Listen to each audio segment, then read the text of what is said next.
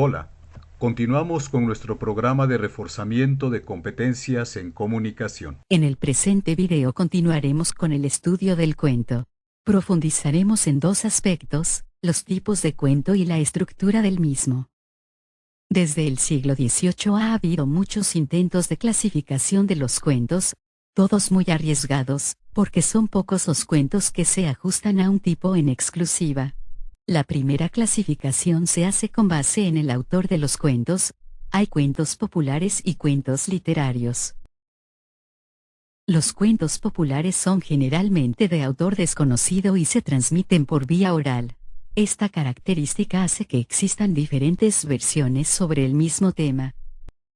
Los cuentos literarios son obra de un autor y se transmiten por medio de la escritura. Generalmente hay una sola versión de estos. Por el público al que se dirigen, los cuentos se clasifican en infantiles y para adultos. Por la temática que abordan, los cuentos se clasifican en fantásticos, de terror, de amor, de suspenso, de viajes, de denuncia, entre otros. Los cuentos también se pueden clasificar de acuerdo con el tipo de personajes que participan en él. Así tenemos cuentos de hadas y princesas, de policías, de animales, etc. Revisemos ahora qué estructura tiene un cuento desde el punto de vista formal. Un cuento está constituido por tres momentos: el inicio o la exposición, el desarrollo o trama, y el desenlace o final. Revisemos en qué consiste cada una de estas partes. El inicio o exposición consiste en la presentación de los elementos que conforman el cuento, el lugar de la acción y los nombres de los personajes principales.